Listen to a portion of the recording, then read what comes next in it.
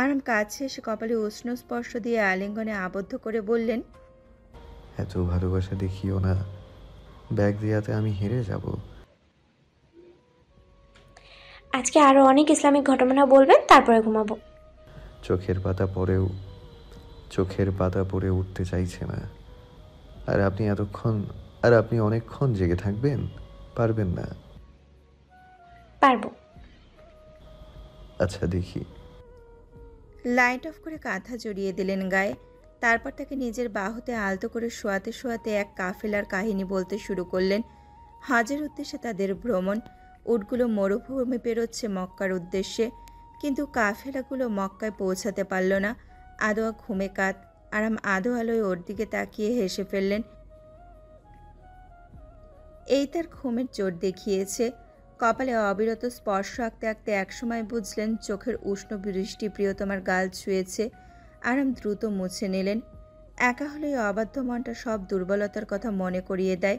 অসময়ে ধেয়ে আসা ঝড়গুলোর হিসাব মিলাতে মিলাতে কখন চোখ লেগে আসলো ঠিক নেই। কিন্তু শেষ রাতে আদোয়ার অবস্থা দেখে শিরায় শিরায় কাঁপ উঠে গেল আরামের। আরামের বুকের পরেই ঘুমাচ্ছিল। আচমকা কয়েকবার কেশ উঠে বসে পড়ল। আরাম ভ্রু কুঁচকে সদ্য লেগে আসা ঘুমটা ছেড়ে যখন উঠে বসলেন, ফ্ল্যাশের আলোয় আদোয়াকে দেখে আতঙ্কিত হয়ে পড়লেন। নাকমুখ দিয়ে ব্লিডিং শুরু হয়েছে। বুকের ব্যথা জেঁকে ধরেছে তাকে। ব্যস্ত হয়ে টিস্যু দিয়ে মুখ মুছে দিয়ে যখন গালে হাত রাখলেন, তখন বুঝলেন গালে পানি। আধুয়া কি কাঁদছেন? আমার শ্যামা পাখির এত কষ্ট হচ্ছে? কাঁদছেন কেন আধুয়া? কিছু? কান্নার বাঁধ ভাঙার জন্য ওনার আওয়াজই যেন যথেষ্ট ছিল। চোখ ফেটে পানি গড়িয়ে পড়ল আদোয়ার। হেঁচকে তুলতে তুলতে বলল, আমার এমন কেন হয়? আমার কি কিছু হয়েছে? ডাক্তারের ওষুধে সুস্থ হলাম না কেন? আরামের গলাটা ভার হয়ে আসলো। ইচ্ছে করলো আদোয়ার আড়ালে কোথাও গিয়ে ভেতরের ঢেউ তোলা চোখের পানিগুলো ফেলে আসতে। আদোয়ার মুখ দুহাতের আঁচলায় নিয়ে বললেন, হয়নি আপনার, টেনশন করবেন না। আপনি সুস্থ হয়ে যাবেন আধুয়া। আল্লাহকে বলুন আপনাকে সুস্থ করে দিতে। আমি তো সবসময় আপনার জন্য দোয়া করি। সত্যি সুস্থ হব তো? ব্লিডিং এর পর অনেক কষ্ট হয়, মনে হয় এই বুঝি দম বেরিয়ে গেল। কিচ্ছু হবে না। আমরা সিঙ্গাপুর যাব না ভিসা চলে আসলে। আচ্ছা, কিচ্ছু হবে না। আমরা সিঙ্গাপুর যাব না ভিসা চলে আসলে। ওখানে আপনার ভালো ট্রিটমেন্ট নিলে ইনশাআল্লাহ আপনি সুস্থ হয়ে যাবেন। আদোয়া মাথায় দুহাত চেপে চোখ বন্ধ করে নিল। ভাঙা গলায় বলল, ভিতরে খুব কষ্ট হচ্ছে, মাথা ব্যথা করছে, কি করলে কমবে? আরাম বেডশিট থেকে নরম বালিশ এনে তাকে আস্তে করে শুয়ে দিয়ে বললেন, চোখ বন্ধ করে ঘুমানো ট্রাই করুন। উঠে যাব, উঠে ডক্টরে উঠে ডক্টরের কাছে যাব। আমি মাথা ম্যাসাজ করে দিচ্ছি। আদোয়া লম্বা করে শ্বাস নিয়ে বলল, ফজরের সময় তো কাছাকাছি। আপনি ঘুমান, আমি পরে ডেকে নিব। নাস্তার জন্য ডাক আসলে আরামকে দেখে আম্মু চমকে গেলেন। জিজ্ঞেস করলেন, তোমাকে এমন দেখাচ্ছে কেন? চোখ লাল কেন আরহাম? ঘুম হয়নি? আব্বু কোথায়? বাইরে হাঁটতে গিয়েছিল মনে হয়। নাস্তা করবে, বসো। আরাম কোনোরূপ উত্তর না দিয়ে বাইরের দিকে হাঁটা ধরলেন। গেট পেরিয়ে তিনি রোডের দিকে বেরোলেন। তখন আরামের সামনে এসে পথ আটকান। কিছু বলার সুযোগ না দিয়ে গেটের ভেতরে বেঞ্চে নিয়ে বসিয়ে বলেন, আব্বু, আদুয়ার সিকনেস প্রচণ্ড বেড়ে গেছে। খুব কষ্ট হচ্ছিল, আমি সহ্য করতে পারছি না। আব্বু চিন্তায় পড়ে গেলেন। বললেন, এখন কি করবে? ভিসা আসতে কতদিন লাগবে? মেডিকেল ভিসা তো বেশি সময় নেয় না, শীঘ্রই তারা জানাবে। আদুয়া সুস্থ হবেন তো আব্বু? আমার এত ভয় করছে। ছেলের দুর্বল কণ্ঠ শুনে ভেতরে এক শক বয়ে গেল। আরামকে কখনো এমন ভেঙে পড়তে দেখেননি।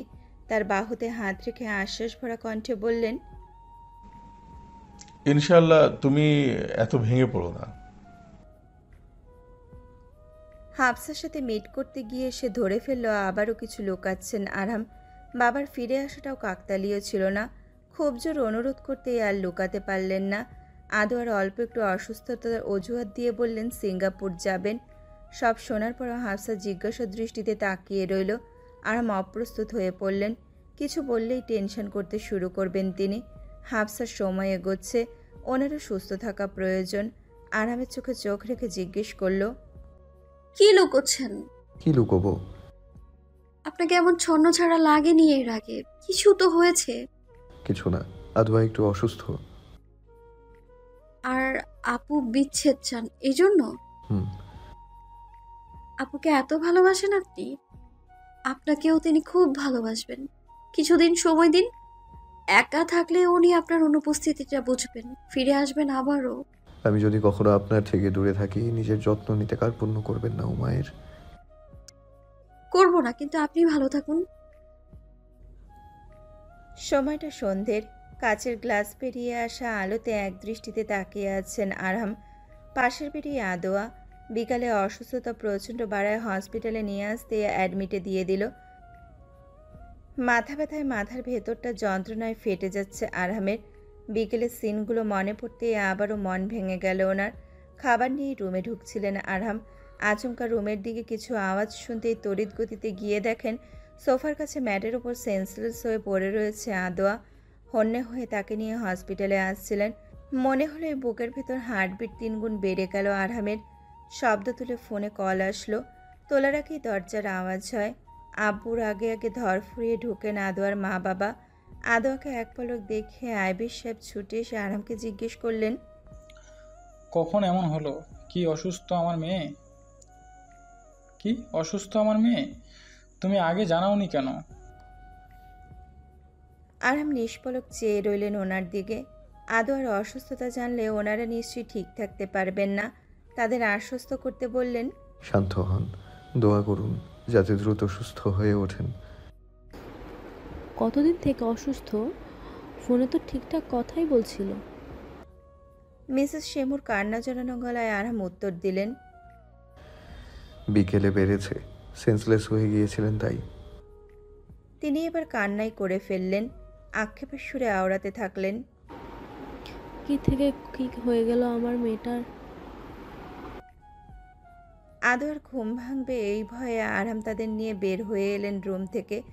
তাদেরকে আশ্বস্ত করতে গিয়ে বুঝলেন ওনার কান্না চলে আসছে। ডক্টরের ডাকে কেবিনে ফিরতে দেখলেন ফুলটুসির মুখটা এতটুকু হয়ে গেছে না খেয়ে। সেই যে রাতে ডিনার করেছিল আর এখন স্যালাইন চলছে। এভাবেই অতিবাহিত হলো 2টো নির্ঘুম রাত। বিকেলে ইমেল আসলো, ভিসা কনফার্ম। সিঙ্গাপুরের Mount Elizabeth multi speciality hospital choose করা হয়েছে। আদোয়ার ডক্টরের থেকেও ফিটনেস প্রমাণপত্র রেডি করা হয়েছে গতকাল। আগামী 3 দিন পর বাদ ফজর ফ্লাইট। সে মোতাবেকই যাওয়ার প্রস্তুতি চলছে। আদোয়া ঘুমাচ্ছে। পাশে আরাম বসে মাথায় হাত বুলিয়ে দিচ্ছিলেন। আব্বু ইশারায় ডেকে নিলেন আদোয়ার পাশ থেকে। আড়ালে আসতেই হাপিত্তেশ নিয়ে বললেন, ফ্লাইট ক্যান্সেল আরহাম। কেন? তোমার নামের মামলার জন্য একটু আগেই রিজেক্ট করলো। আমার নামে মামলা? মাইমুনার পক্ষ থেকে তোমার বিরুদ্ধে কেসটার জন্য। আরাম নিশ্চুপ হয়ে গেলেন। মাইমুনার জন্য আদোয়ার ট্রিটমেন্ট আটকাচ্ছে আজ, আর তিনি বিচ্ছেদ চাইছেন। অনেকক্ষণ চুপ থেকে বললেন, এটা তো মেডিকেল ভিসা, সমস্যা তো হওয়ার। হয়েছে। এখন কি করার আব্বু? যত তাড়াতাড়ি তুমি সিদ্ধান্ত নেবে তত তাড়াতাড়ি কেস ক্লোজ হবে, তত তাড়াতাড়ি তুমি সিঙ্গাপুর যেতে পারবে। এখন সিদ্ধান্ত তোমার হাতে। তুমি মাইমুনাকে ডিভোর্স দিতে চাইলে। কখনো চাই না। কখনো চাই না। আমি কেন ডিভোর্স চাইবো? আমি ওনাকে ভালোবাসি। তার লাইফে তোমাকে হয়তো আর প্রয়োজন মনে করছে না। এসব তোপে পড়ার সিদ্ধান্ত। ওনার ফ্যামিলি ওনার উপর প্রেশার ক্রিয়েট করছে আব্বু। আপাতত আমি আদোয়ার কি করব বলুন? কোনো ব্যবস্থা না হওয়া পর্যন্ত ওখানে ট্রিটমেন্ট নেওয়া ছাড়া উপায় নেই। কালকে কোর্ট থেকে কেসের ডেট দেওয়া হয়েছে। কালকে কেন দেওয়া হলো এই নিয়ে আহনাফ তাজবারের রাগের শেষ নেই। এদিকে আরহাম নির্বাক, বাকরুদ্ধ। একজন জীবন নিয়ে যুদ্ধ করছে, আর একজন জীবন থেকে সরে যেতে চাইছে। মাইমুনা কি করে পারছেন এইসব? আরহামের নাম্বারটা অবধি ব্লক লিস্টে তার। অবাধ্য মন বুঝল না। এশার নামাজ শেষে মাইমুনার বাসাতে এসেছিলেন আরহাম তাকে একটু বোঝাতে, কিন্তু প্রায় আধ ঘন্টা থেকে ড্রয়িং রুমে বসিয়ে সবাই অবহেলা দেখাচ্ছে। খুব আঘাত পেলেন আরাম। উঠে চলে আসার প্রস্তুতি নিচ্ছিলেন, এমন সময় আসলো মাইমুনা। আরামকে নিয়ে রুমে আসতেই বাইরের ঘরে বাকিদের কানাঘোষা শুরু হয়ে গেল। এসব কি হানি? আপনি আমাকে আমাকে ডিভোর্স দিতে চান? মাইমুনার নিরুত্তরে আরাম আবার বললেন, আমি সত্যি ভালো নেই। এই দুঃসময় অন্তত এমনটা করবেন না। আমি আপনাকে ভালোবাসি। আমার যদি অপরাধ থাকে বলুন, শাস্তি দিন, তবু বিচ্ছেদ চাইবেন না। I can't live without you. আরামের এমন করুণ আবেদন ঠেলে মাইমুনা রুড়ো স্বরে বলে উঠলেন, আমি বিচ্ছেদই চাই শাহ। এই বিষয়ের কোনো কথা বাড়াবেন না প্লিজ। আপনি আমাকে ছাড়া সত্যি ভালো থাকবেন? প্লিজ সময় নিন, একটু ভাবুন মাইমুনা। আমাদের এত বছরের সম্পর্ক এত ঠুনকো হয়ে গেল আপনার কাছে? হজরত মুআরিফ রাদিয়াল্লাহু তাআলা আনহু বলেন, রাসূল সাল্লাল্লাহু আলাইহি ওয়াসাল্লাম বলেছেন, আল্লাহর কাছে হালাল বিষয়ের মধ্যে তালাক চেয়ে অধিকতর ঘৃণিত আর কিছু নেই। আবু দাউদ। আচ্ছা, এটা বলতে হবে না। আল্লামা তিবি রহমতুল্লাহ বলেন, তালাক ইসলামে বৈধ হলেও তা আল্লাহর কাছে অপছন্দনীয়। কেননা শয়তানের কাছে সবচেয়ে প্রিয় কাজ হলো স্বামী স্ত্রীর মধ্যে বিচ্ছেদ ঘটানো। সুতরাং শয়তানের প্রিয় কাজ আল্লাহর কাছে কখনো পছন্দনীয় হতে পারে না। আপনি ইচ্ছে করে এমন ঘৃণিত একটা সিদ্ধান্ত নেবেন? আরামের এত কথার পিঠে সে কেবল বলল, আমি ডিভোর্সই চাই। কারণটা? আমি আপনার সাথে ভালো ভালো নেই। আরামের বুকের মধ্যে কেউ যেন বয়নেট দিয়ে আঁচড় কেটে দিল। বিনা বাক্যে ফিরে এলেন তিনি। 3 বছরে যতটুকু ভালোবাসা সে দিয়েছিল, এই একটা মাত্র বাক্য সেই ভালোবাসার পরিমাণ ডিঙিয়ে গেল। নির্ঘুম যন্ত্রণাদায়ক রাতটা পেরিয়ে যখন ভোর হলো, আদোয়াকে ঘুমে রেখে বাসায় ফিরে এলেন আরাম। হাফসা সবে তিলাওয়াত শেষে জায়নামাজ তুলে রাখছিল। আরাম এসে হাফসাকে জড়িয়ে ধরে কেঁদে ফেললেন। মাইমুনার সাথে মিট হওয়া থেকে আজকের কোর্টে হাজির দেওয়ার বিষয়টা বললেন। হাফসা নির্বাক হয়ে রইল অনেকক্ষণ।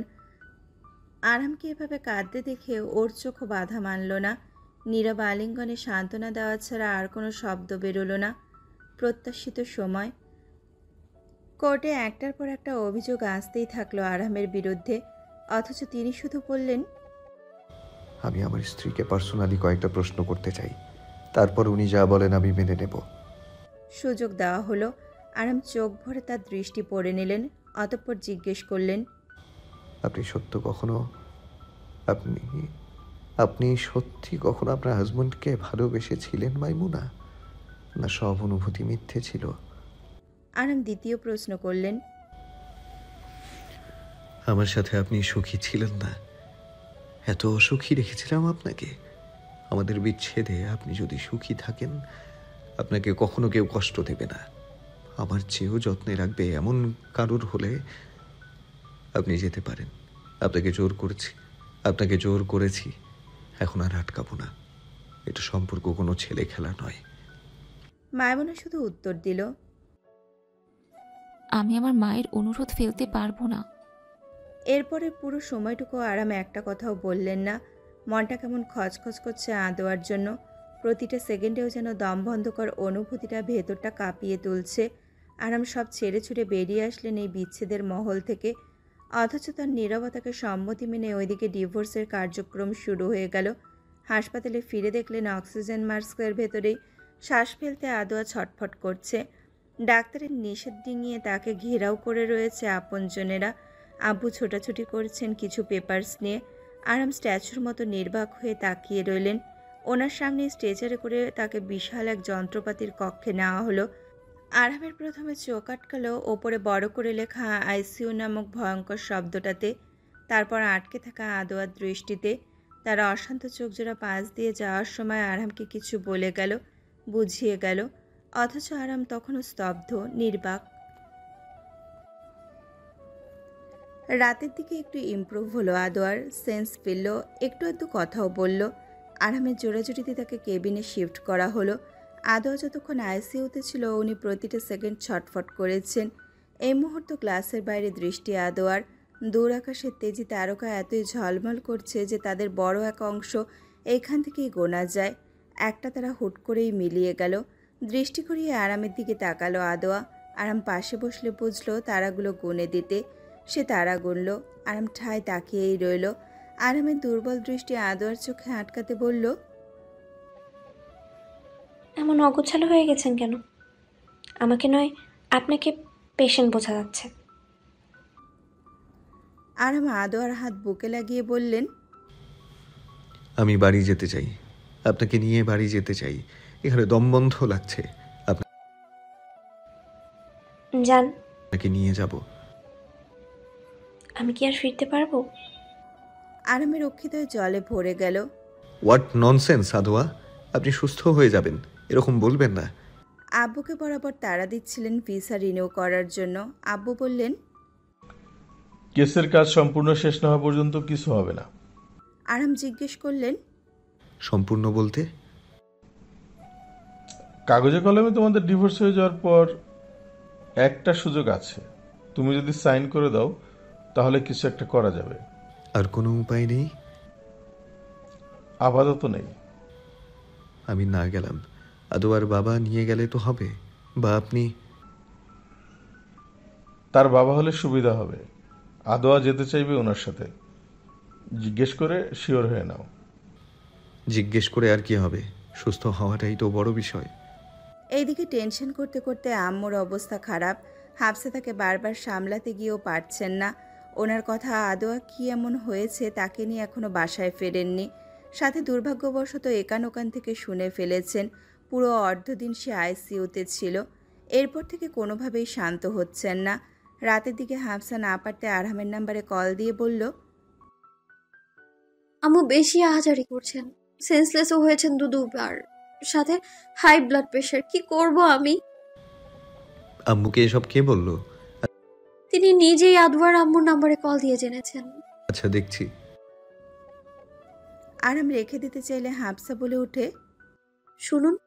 হুম? ছোট কেমন আছে? আল্লাহ যেমন রেখেছেন। আপনি কেমন আছেন? তিনি কিছুক্ষণ নীরব থেকে বললেন, সুযোগ থাকলে আপনার কোলে মাথায় রেখে একটু শান্তি কুড়াতাম উমায়ের। নির্জন নিশিতা প্রহর। স্বচ্ছ গ্লাস পেরিয়ে দেখা যায় আকাশে আর চাঁদ নেই। আধারি রাতের আকাশে গুটি কয়েক তারা মিটমিট জ্বলছে। চারিদিকে কোথাও কেউ নেই, শুধু যানবাহনের ভারী শব্দ। আদোয়া মাথা উঁচিয়ে তাকিয়ে আছে বাইরে। রাতের জোনাকি পোকা চারিদিকে।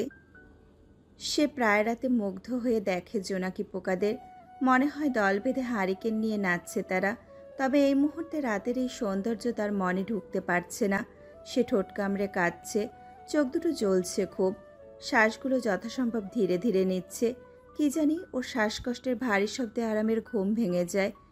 4 রাত অবধি নিজের খেয়াল নেই, ঘুম নেই। মুখটা কেমন শুকনো হয়ে গেছে। মুখ উঁচিয়ে তাকালে বুকে ব্যথা ধরে। আবারও হেলান দিয়ে পড়ে রইল বেডে। রুমে পিনপতন নীরবতা। সে নিজেকে সামলে নেয়। আরামের মায়াবী মুখশ্রীর দিকে তাকিয়ে ভাবে, আর কি আপনার বুকে মাথা রেখে ঘুমানোর সুযোগ হবে আমার? আদোয়া ঝাপসা চোখে তার প্রিয়তমকে মন ভরে দেখল। এ জন্মে ওনার থেকে শ্যামলাই থেকে গেল। ইনশাআল্লাহ জান্নাতে সে শুভ্র সৌন্দর্য নিয়ে আরামকে কেমন চমকে দেবে। সকালে দেরিতে চোখ খুলল সে। উঠে বসাতেই ভমিটিং হলো, সাথে নাক মুখ দিয়ে ব্লিডিং। একেবারেই দুর্বল হয়ে পড়ছিল। বলল, খুব খিদে পেয়েছে। স্যালাইন চললেও সেটা কোনো কাজ করছে না, বরং প্রচুর ঘামছে। স্যুপ খাইয়ে দেওয়ার সময় সে ইশারায় বোঝালেও গিলতে অসুবিধা হচ্ছে। শ্বাস ফেলার সময় আরাম পাশে থেকে ওর দীর্ঘ টান অনুভব করছেন। শ্বাসকষ্ট উঠলে যেমন শীষের মতো আওয়াজ হয়, আদৌ আর এইরকমই হচ্ছিল। ভাঙা ভাঙা স্বরে বলল, একটু উঠিয়ে হেলান দেওয়াতে। শুয়ে থাকতে থাকতে কাঁধে বাহুতে ব্যথা করছে তার। আরাম তাকে তুলতে চাইলে নার্স এসে বাধা দিল। আরাম খুব করে অনুরোধ করলেন, নার্স অনুমতি দিলই না। আরামের রাগ উঠে গেল। আদোয়ার কষ্ট হচ্ছে সেটা কেন নার্স বুঝছে না। বেডে বসে আদোয়াকে ওনার বাহুতে শোয়ালেন। ক্যানোলায় টান পড়েছে দেখে আর একটু এগোলেন। ক্যানেলা লাগানো কাঁপা কাঁপা হাতটা দিয়ে আরামের হাত জড়িয়ে ধরল। ঘন ঘন শ্বাস নিয়ে ভাঙা বলিতে বলল, আমার যদি কিছু হয়ে যায় আপনি আমাকে ভুলে যাবেন? আদোয়ার সুন্দর কণ্ঠস্বর কেমন ভেঙে গেছে, চোখগুলো হলুদ বর্ণ ধারণ করেছে, কথা বলতে কষ্ট হচ্ছে বোঝা যাচ্ছে। আরাম হোড়াতে আলগোজে চুমু দিয়ে বললেন, কখনো সম্ভব না আদোয়া। I promise no one will ever take your place in my heart. আরামের চোখে চোখ রেখে আদোয়া কেঁদে ফেলল। ধীরে ধীরে বলল, আমি আরেকটু বাঁচতে চাই আপনার সাথে। আপনি সুস্থ হয়ে যাবেন। আরাম তাকে দুর্বল হতে দিলেন না, বুকের মধ্যে শক্ত করে চেপে রইলেন ক্ষণকাল। বুকের ভেতর ঝড় বইছে, অসহ্য রকম যন্ত্রণা যেন চেপে রেখেছে ওনাকে। একটু সুযোগ দিলে অঝোর ঢেউ হয়ে বেরিয়ে আসবে। বারবার পলক ফেলে অশ্রুতে ভিজে আসা চোখ আড়াল করার খুব চেষ্টা করছেন। ঠোঁট কামড়ে আদোয়ার দিকে তাকালেন। কেমন চুপচাপ হয়ে গেছে শ্যামা পাখিটা তার। সম্ভব হলে পুরো কষ্টটুকু নিজে নিয়ে নিতেন। ওনার ছটফটে শ্যামা পাখিকে এত কষ্ট পেতে দিতেন না। আদোয়ার গালে কপালে আলতো স্পর্শে হাত বুলিয়ে দিলেন। তার মলিন চেহারাটুকু আরামের হৃদয়ে তীব্র বেগে রক্তক্ষরণ হওয়াচ্ছে। এত কাছ থেকে শ্যামা পাখিকে অনুভব করতে পারছে। ডক্টর আদোয়ার ফিটনেস প্রমাণপত্র রিজেক্ট করে দিলেন। এখন ওর জার্নি করার এবিলিটি নেই। আরামের সাথে কথোপকথন হচ্ছিল ডাক্তারের। আরামের অনুরোধ ফেলে তিনি বললেন, শি ইজ ড্যামিল, একজন ক্যান্সারের রোগী। তার অবস্থা নিজের চোখে দেখছেন। আমরা আচমকা আরামের চোখ আটকালো দরজায়। আদোয়ার মা দুহাতে ওড়না চেপে কেঁদে ফেললেন। আরাম বুঝে ফেললেন আদোয়ার রোগটা ওনার কান পর্যন্ত পৌঁছে গেছে। এবার তাদের কিভাবে সামলাবেন? জোহরের নামাজ আদায় করে আরাম একটু বাসার দিকে এগোচ্ছিলেন। আম্মুকে কিছু একটা সান্ত্বনা দিলে একদম ভেঙে পড়বেন তিনি। কিন্তু হুট করেই ভেতরটা ধক করে বাড়ি মেরে উঠল। তখনই ফোনটা বেজে উঠল। আরামের সাহস হলো না আব্বুর ফোনটা তুলতে। ছুটে চলে গেলেন হসপিটালের দিকে। ভেতরে আসতেই দেখলেন আদোয়া কেমন ছটফট করছে, ব্লিডিং হচ্ছে আবারও। একজন নার্স ছুটে গেল ডক্টরের কেবিনের দিকে। আরামকে দেখে আদোয়ার মা বাবা সরে গেলেন। আরাম হন্তদন্ত হয়ে ঢুকে আলতো হাতে ঠোঁটের ব্লাড মুছে দিয়ে জিজ্ঞেস করলেন, কি হয়েছে আদোয়া? ব্রিদিংয়ে কষ্ট হচ্ছে? সে ভাঙা ভাঙা শব্দে বলল, আমাকে একটু আপনার বুকে জড়িয়ে ধরবেন? আরাম আর এক মুহূর্তও দেরি করলেন না। আদোয়ার কাছে গিয়ে তাকে শক্ত করে জড়িয়ে ধরলেন। ভেঙে আসা স্বরে বললেন, ভালোবাসি আদোয়া, ভালোবাসি আপনাকে। আমাকে এইভাবে ছেড়ে যাবেন না। আমি যে একদম একা হয়ে যাব আমার শ্যামা পাখিকে ছাড়া। আরামের কোলের মধ্যে আদোয়ার মুখ। এক হাত দিয়ে শক্ত করে জড়িয়ে অন্য হাতে গালে হাত রেখে বললেন, কষ্ট হচ্ছে তাই না? আদোয়া জোরে জোরে কয়েকটা শ্বাস নিল। মুখ দিয়ে কিছু একটা বলার আপ্রাণ চেষ্টা করছে। ঠোঁট ইশারায় কিছুটা রিপিট করতে করতে আচমকাই নিশ্চুপ হয়ে গেল। থেমে গেল তার হৃদস্পন্দন, তার নিঃশ্বাস। শরীরের নড়াচড়া বন্ধ হয়ে গেল মুহূর্তেই। কিন্তু আঙুলের অগ্রাংশ তখনও নড়ছিল। আরাম গালে হাত চাপড়ে কোনো রেসপন্স না পেয়ে দিশেহারা হয়ে গেলেন। নার্স তাকে পুনরায় শুয়ে ইলেকট্রিক হিটশক দিতে আদোয়ার শরীরখানা হালকা একটা ঝাঁকুনি দিয়ে উঠল। দ্বিতীয়বার আর নড়ল না পর্যন্ত। আরাম নির্বাক হয়ে তাকিয়ে রইলেন কিছুক্ষণ। স্মৃতি ফিরে আসতেই শক্ত করে জড়িয়ে ধরলেন ওর নিথর দেহটা। ওনার চোখে অবিরাম অশ্রু ফোঁটা আদোয়ার গ্রীবা স্পর্শ করে কান বেয়ে গড়িয়ে পড়ল। প্রিয়জনেরা এসে হামলে পড়ল তাকে নিয়ে। কান্নার শব্দে ভারী হলো চারপাশ। বুক ফাটা আর্তনাদ, আর্তচিৎকার, কান্না আহাজারির মধ্যে হাফসা বুঝল না তার প্রিয়তমকে এবার কিভাবে সামলাবে। আসরের পরক্ষণ হাফসা ছুটে গেল করিডোরের দিকে। করিডোর শূন্য, সেখানে কেউ নেই। করিডোরের এক প্রান্তে রাখা টুলে আরাম বসেছিলেন। হাফসা ওনার কাছে গেলেন, শান্ত স্বরে বললেন, এভাবে চুপচাপ বসে থাকবেন না। আরাম উঠে হাফসাকে জড়িয়ে ধরে শব্দ করে কেঁদে উঠলেন। অভিমানী ছোট্ট মেয়েটি জানলেও না এই পৃথিবীতে তার জন্য কত ভালোবাসাই না জমা ছিল। ছোট্ট আদোয়া শ্যামা পাখি, তার প্রসঙ্গ অপেক্ষা উপন্যাসে আর আসবে না, কারণ তোমার জন্য কেউ অপেক্ষা করে থাকবে না। মৃত মানুষদের জন্য আমরা অপেক্ষা করি না, আমাদের সমস্ত অপেক্ষা জীবিতদের জন্য। এই চরম সত্যিটা না জেনেই তুমি হারিয়ে গেলে। আরহাম আব্বু, আইবিস সাহেব, সাইহান, মাত্র 4 জন মারহাম পুরুষের উপস্থিতিতে ঈশার নামাজের পর আদোয়ার শেষ আয়োজন সম্পন্ন হয়। জ্যোৎস্নাপ্লাবিত নিশুতি রাত। রাত গভীর হলে যেমন পক্ষীকুল নীরব হয়ে যায়, পরিবেশ নিস্তব্ধ হয়ে যায়, তাজোয়ার মহলও নীরব। সেই নীরবতায় অন্ধকার ঘরে একজনের পৃথিবী কেঁপে উঠল। হৃদয় দুমড়ে মুচড়ে এলোমেলো হয়ে অশান্তি সৃষ্টি হলো। শান্তির খোঁজে স্থান নেওয়া সেই জায়নামাজে নিদারুণ কঠিন কুলসিত যন্ত্রণায় অশ্রুকণা ফোঁটা ফোঁটা হয়ে ঝরতে থাকলো। আপনি এত বেখেয়াল আরহাম। গতকাল রাতে রিপোর্টটা হাতের পাশে বক্সে রেখে ঘুমিয়ে পড়েছিলেন। এমনিতেই আমি খুলে দেখেছিলাম সেটা। কেন লুকালেন আমার এত বড় রোগের কথা? জানেন আমার তখন চিৎকার করে কাঁদতে ইচ্ছে করছিল, আপনার উপরে রাগ হচ্ছিল। কেন বললেন না আমাকে? তাহলে বাড়িতে যাওয়ার পর থেকে যখন আমি আপনার মন খারাপ নোটিস করতাম, এটাই কারণ ছিল? তবে আমি তো আপনাকে ভীষণ রকমের ভালোবাসি। আমি যদি জানতাম আমি আর অল্প দিনের মেহমান, জানলে আমি আমার প্রতিটা মুহূর্ত আমার প্রিয়জনদের সাথে কাটাতাম, আপনার সাথে কাটাতাম, রবের সাক্ষাতের প্রস্তুতি নিতাম। আপনাকে ছেড়ে যাব হুট করি, ভাবতেই আমার ভিতরটা অসহ্যকর যন্ত্রণায় ফেটে যাচ্ছে। হুট করেই আমি যদি চলে যাই আমাকে মিস করবেন? কাঁদবেন না একদম। ছোট্ট দুনিয়ায় আমার মেয়াদ শেষ। অনন্তকালের জীবনে কিন্তু একসাথে থাকবো ইনশাল্লাহ।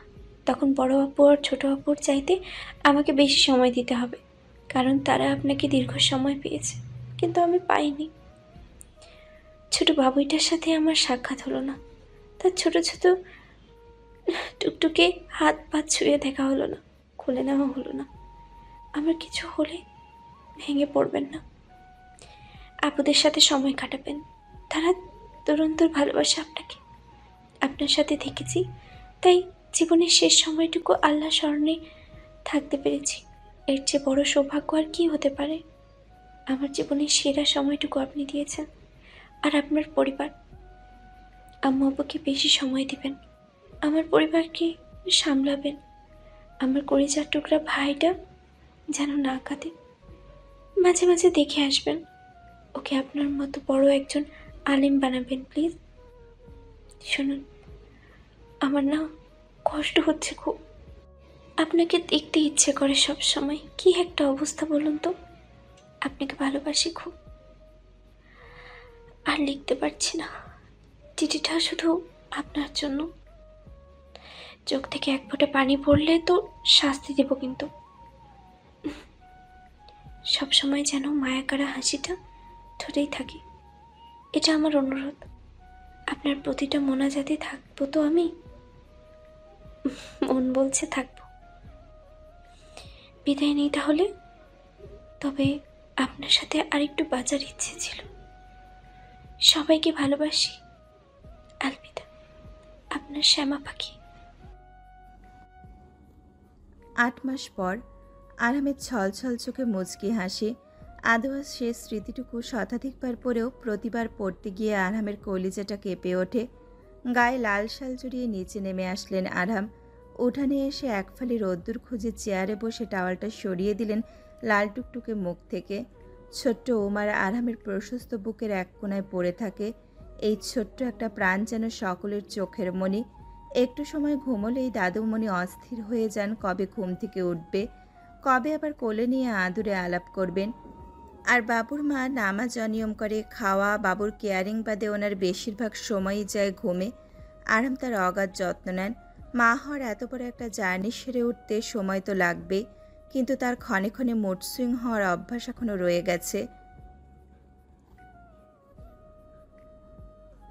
আনমনে হেসে আরাম নির্নিমেষ তাকিয়ে রইলেন ওমারের মায়া জড়ানো শুভ্র আদুরে চেহারায়। আরামের দুঃসময়ে ওমার যেন ছিল একজোড়া জ্বলন্ত তারকার ন্যায় উজ্জ্বল আলো। আদোয়া চলে যাওয়ায় ভাঙা হৃদয় জোড়া লাগানোর প্রলেপ। তার পৃথিবীতে আসার জার্নিটা কতটা ভয়াবহ ছিল মনে পড়তেই আরাম আঁতকে উঠলেন। ফ্ল্যাশব্যাক। কাঙ্ক্ষিত দিন, রাতের ঘন অন্ধকার। বিশেষ কারণে আশেপাশের রোডে ইলেকট্রিক নেই। রাতের ঘন অন্ধকার মারিয়ে শাঁসা শব্দ তুলে দুরন্ত বেগে ছুটে চলছে অ্যাম্বুলেন্স। অ্যাম্বুলেন্সের স্বভাবগত সাইরেন, চারিপাশে পরিবেশ ভারী। তাহাজ্জুদের উত্তম সময়। জোরবদ্ধ হাত জোড়ার বাঁধন ভেঙে গন্তব্য আলাদা হয়ে গেল।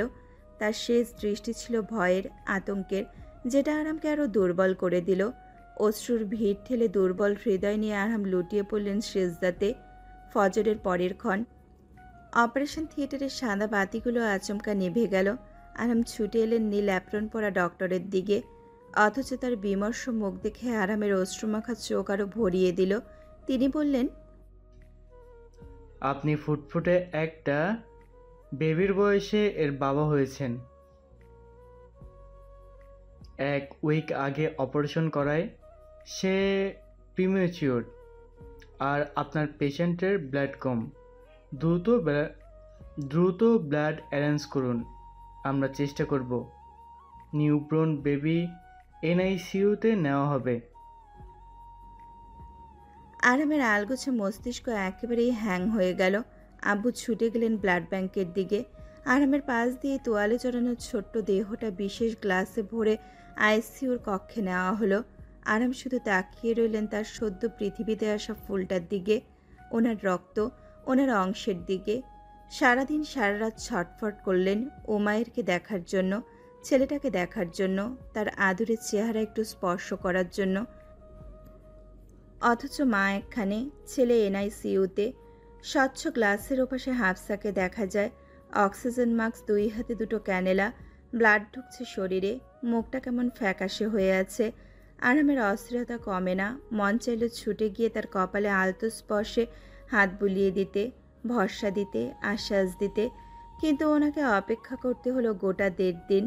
দেখা যখন হলো, আরাম কথা বলতে গিয়ে প্রায় কেঁদে ফেললেন। কপালে উষ্ণ স্পর্শ রেখে বললেন, আপনার এত কষ্ট হয়েছে উমায়ের? ও কোথায় কোথায় দেখবো? আছি, আছে, তার কেয়ারিং চলছে। ছোটবাবু তো একটু কোথায় কোথায় রেখে এসছেন? অস্থির হবেন না, পাশের রুমে। শান্ত হন উমায়ের, প্রেশার বাড়াবেন না। সুস্থ আছে তো? একদম সুস্থ। সত্যি বলছেন? সত্যি। আচ্ছা এই দেখুন। আরাম ফোন বের করে তার ছবি বের করে দেখিয়ে বললেন, দেখুন একদম সুস্থ। কত মায়া লাগছে, দেখেছেন? হাফসা ছলছল চোখে তাকালো। ছোট্ট পরিসরের আরামদায়ক জায়গাটা সফর শেষে শুভসাদিক্ষণে তার পৃথিবীতে আসা। সকালের ঝলমলে স্নিগ্ধতার মতো সে এক টুকরো আলো, চাঁদ। আরাম হাফসার হাত নিজের হাতে নিয়ে অসংখ্য চুমু খেলেন। আবেগ আপ্লুত হয়ে বললেন, আমি মনে হয় পৃথিবীর সেরা সুখী উমায়ের। এত টুকটুকে নিয়ামত আল্লাহ আমাকে দিয়েছেন, শুকরিয়া আদায় করে শেষ করতে পারবো না। হাফসা প্রশান্তির হাসল। সেই সাথে শুক্রিয়ার অশ্রু ঝরে পড়ল 2 জোড়া চোখ থেকে। হাফসার রিজাইন দেওয়া হলো 16 দিন পর। বাবুকে মায়ের কাছে আনা হয়েছে। সবার মায়া যেন উপচে পড়ছে। আরাম প্রথমবারের মতো সোনামণিকে কোলে তুলে নিলেন। উনি নিজে কারো বাবা হয়ে গেছে, আনবিলিভেবল।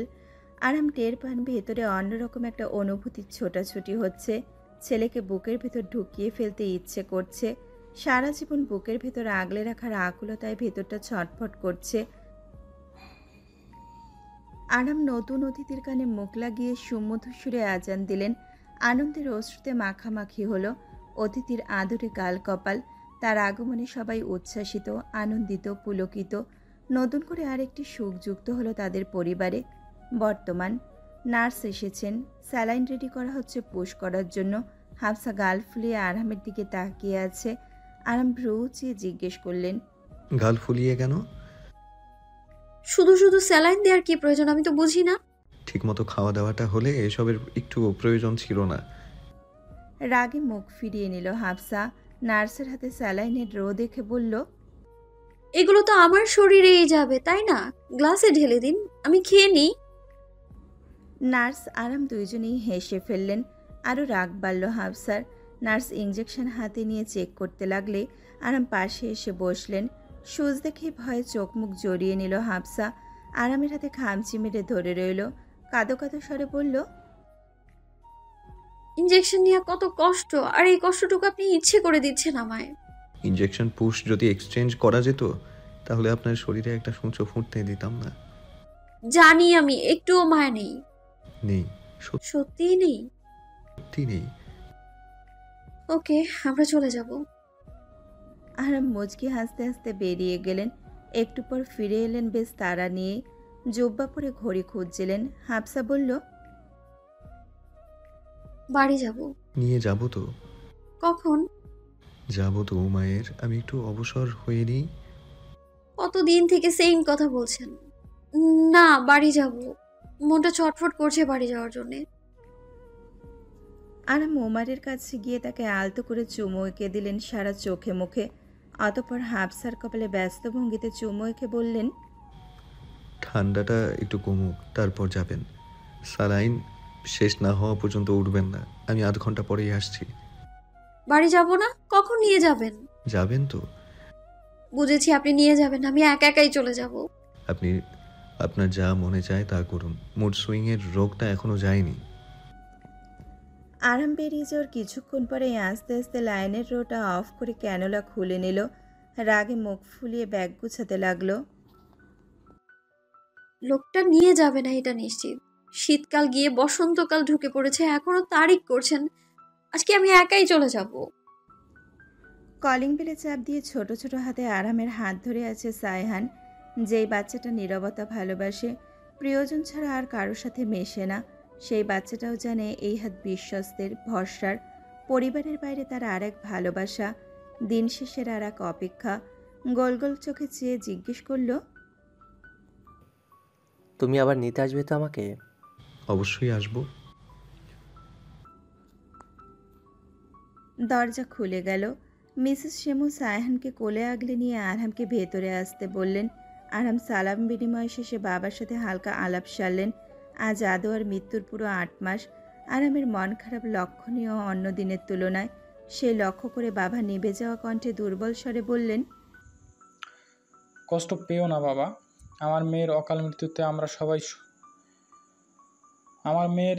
মৃত্যুতে আমরা সত্যিই শোকাহত। এসব ভুল আর নয়। যতদিন বেঁচে থাকবো অসহনীয় এই যন্ত্রণা বয়ে বেড়াতে হবে। আরাম নীরবে শুনে গেলেন। পলক ফেলে চোখের ভেসে আসা জলটা ঠেলে ঠেলে ভেতরে ঢুকালেন। কান্নায় ভারী হয়ে আসা গলায় উত্তর দিতে সাহস পেলেন না। ফিরে আসার সময় বললেন, অকাল মৃত্যু বলে কিছু নেই বাবা। সবাই একটা নির্দিষ্ট মেয়াদের মেমো নিয়ে পৃথিবীতে এসেছে। মেয়াদ ফুরালেই আবারও ফিরে যেতে হবে। কিন্তু আপনারা আগে তার ট্রিটমেন্ট নিলে তার অসুস্থতার যন্ত্রণাটা কম হতো। আমরা বুঝতে পারিনি। আরাম দীর্ঘশ্বাস ফেলে বেরিয়ে এলেন। স্থায়ী এ যন্ত্রণা দুনিয়া সফরের শেষ দিন পর্যন্ত ওনাকে পোড়াবে। আজ বিকেলে হঠাৎ করে আরহামের বিপক্ষে মামলা তুলে নেওয়া হয়েছে। ফোনে ইমেল দেখে তাচ্ছিলের হাসলেন আরহাম। তাদের প্রতিটা পদক্ষেপ আরহামকে পুড়িয়েছে। শেষ মুহূর্ত পর্যন্ত নীরবে সয়ে নিয়েছিলেন। শুধু সাইনটা বাকি ছিল। আরহাম অপেক্ষা করছিলেন সঠিক সময়ের। অন্তিম সময়ে ঠিকই তারা বুঝতে পারল, তবে অনেক দেরি হলো। মাইমুনার টেক্সট, আজকে নিতে না আসলে মনে করব আমার অপরাধ, ভুল। আপনার হৃদয়ে আমার পক্ষের ভালোবাসা মুছে দিয়েছে। কিছু ভালোবাসা অবশিষ্ট থাকলে আপনি আসবেন, আর না আসলে আমি মনে করব আপনি আমাকে ভুলে গেছেন। অনুতাপের অনলে পুরে গ্রীবাবে গলিয়ে গলিয়ে অশ্রু ঝরছে। নিজের ভুল, অপরাধ আর প্রিয়তমকে প্রতিবার দেয়া সীমাহীন আঘাত। কষ্টটুকুর কথা যখন মস্তিষ্কে করা নাড়ল, মনে হলো এত বড় অঙ্কের ক্ষমা কি সে পাবে? আদৌ কি কোনোদিন আরহাম ক্ষমা করবেন? সত্যি সত্যি কি কখনো নিতে পারবেন? এতটুকু ভালোবাসা তো ওনার হৃদয়ে জমা থাকতেই পারে। মরিচিকা ধরা হোক, ঘৃণা মিশ্রিত হোক, অল্প পরিমাণও কি নেই? না থাকারই কথা। যখন ভাবলেন জীবনে পাওয়া সবচেয়ে দামি গিফটটাই হারানোর জন্য নিজের কৃতকর্মই দায়ী, তখন শব্দযোগে আবার তীব্র বেগে কান্না চলে আসলো তার। নিজেকে সামলে অশ্রুমাখা মোনাজাত শেষে কেবল উঠেছিলেনই ড্রয়িং রুম থেকে পানি এনে মেডিসিনটা খেয়ে নিতে। সবে দরজা পেরিয়েছেন, অমনি ড্রয়িং রুমে তাকাতেই কয়েক মুহূর্তের জন্য হৃস্পন্দন যেন আচমকা ব্রেক কষল মাইমুনার। চোখাচোখি হলো কেবল কয়েক সেকেন্ডের জন্য। আরহাম দৃষ্টি সরিয়ে নিলেন সাথে সাথে। মাইমুনা খুশিতে কাঁদবে না হাসবে বুঝতেই পারছে না। দাদু ওনার সাথে খোশালাপে ব্যস্ত ছিলেন, তখন ড্রয়িং রুমে আসলেন আইমান। মাও আসলেন। আরহাম উঠে দাঁড়িয়ে সালাম দিলেন। মা ইমরানা আর হাজব্যান্ড প্রথম থেকে সব কিছুর জন্য করজোড়ো ক্ষমা চাইলেন। আরহাম কেবল শুনে গেলেন। দেয়ালের ওপাশ থেকে সবকিছু শুনল মাইমুনা। হেসকি তুলে থেমে থেমে কাছে এখনো সে। সবার এত এত কথার পিঠে আরহাম শুধু বললেন, ওনাকে রেডি হতে বলুন, আমাকে ফিরতে হবে তাড়াতাড়ি। আরহাম চুপচাপ ড্রাইভ করছেন। বাসা থেকে একটু আগেই বেরিয়েছেন তারা। আরহাম একটা কথাও বলেননি এখন পর্যন্ত, অথচ গোটা 8 মাস পর তাদের দেখা। মাইমুনা হেসকি তুলছে, কাছে আর একটু পরপর নিকাবের কোণা দিয়ে চোখ মুখ মুছতে মুছতে চেহারা লাল করে ফেলেছে। অন্য সময় হলে আরহাম এক ফোঁটাও চোখের পানি পড়তে দিতেন না। চোখ মুখ মুছে সারা মুখে ভালোবাসাময়ী স্পর্শ দিয়ে আগলে নিতেন। অথচ এতক্ষণ থেকে এক মনে ড্রাইভ করছেন, একটাবার কান্না থামানোর কথাও বলছেন না। যেমন অভিমান বাড়িয়ে দেয় দূরত্ব হাজার। আরও জোরে কাঁদতে লাগলো মাইমুনা। থেমে থেমে বলল, আপনি আগের মতো আমাকে ভালোবাসেন না আর, তাই না? ভালোবাসা একটুও কমেনি, যেমন ছিল তেমন আছে। বাকিটুকু আঘাত, আমার দুঃসময়ের সুযোগ নিয়ে আঘাত। আম সরি, যা করেছি ক্ষমার যোগ্য নয়, তবুও বলবো ক্ষমা করে দিন শাহ। আর আপনাকে আঘাত দিব না, কষ্ট দিব না। আমি লজ্জিত, অনুতপ্ত। আরহামের নীরবতায় মাইমুনা আহত হলো, জিজ্ঞেস করল, ক্ষমা করবেন না? অনেক আগেই করেছি। আপনার ছেলের নাম কি? ওমর ইবনে আবদুল্লাহ তাজওয়ার। কে রেখেছে নামটা? আদুয়া। ওকে খুব মিস করি। আরহাম সাথে সাথে বলে উঠলেন, ওনার সম্পর্কে আপনি কোনো কথা না বললে আমি খুশি হব। ভেতর ভেতর তীব্র ক্ষিপ্ত হয়ে পড়লেন আরহাম। কোর্টের দিনটার কথা মনে পড়ল তার। আমার দুঃসময়ের আঘাত আমি ভুলব না হানি। মাইমুনা অসহায় দৃষ্টিতে তাকিয়ে রইল। ভেবেছিল সম্পর্কের বরফ গলিয়ে তিনি আবারও আপন করে নেবেন, কিন্তু ওনার রাগ অভিমান ওনার ভালোবাসার মতোই তীব্র। বাসায় ফিরেই ছুটে আসলেন হাফসার রুমে। বাবাটাকে কতক্ষণ দেখেনি, অথচ মা ছেলে কেউই নেই দেখে আম্মুকে জিজ্ঞেস করায় তিনি বললেন, হাফসা তো হাফসাকে নিয়ে গেলেন তোমার আব্বু। হোয়াট? কখন? এতক্ষণে হয়তো পৌঁছে গেছেন। আরহাম চুপচাপ রুমে আসলেন। রাগে ওনার মাথা ফেটে যাচ্ছে। ফোন বের করতে দেখলেন ওনার টেক্সট, বাবা বাড়ি যাচ্ছি আমি। ব্যস্ততায় চেক করা হয়নি, তাই বলে চলে যাবেন? ওকে, আমিও আর আনবো না গিয়ে। যত বছর মন চায় থাকুন, শখ মিটান। কিন্তু আরহামের অস্থিরতা কমে না। ছেলেটাকে দেখার জন্য মনটা ছটফট করছে। একটু পরপর মাকে এসে এক এক প্রশ্ন করছেন। গাড়ির গ্লাস লাগানো ছিল তো? উমারের ঠান্ডা লাগবে না তো? ঠিকমতো পৌঁছেছেন তো? উমার খেয়েছে তো? আম্মু ওনার প্রশ্নের স্বস্তিমূলক জবাব দিয়েই যাচ্ছেন, অথচ তবুও ওনার অস্থিরতা কমে না। আম্মু না পারতে বললেন, এখন যখন মিস করছো তাহলে তুমি চলে যাও, দেখে আসো গিয়ে। উত্তরে তিনি বললেন, আমি যাব না, ওনাকে আনতেও যাব না, কথাও বলবো না। আমি মানা করাই একদম কান্না করে বসছিল হাফসা, তারপরেই আর না করতে পারিনি। আমি আসা পর্যন্ত আটকে রাখতেন? অপেক্ষা করেছি, তুমি আসতে লেট করেছো। উফ, আম্মু একটা ফোন দেয়া যেত আমাকে। ক্ষমা করে দাও ওকে, অনেকদিন তো যায়নি, তাই হয়তো। ওনার কথা বলবেন না, আমি শুনতে চাই না। বছর তো দূর, গোটা 1.5 দিন রাগ নিয়ে থাকলেও তাদের না দেখতে পেরে মনটা ছটফট করছে।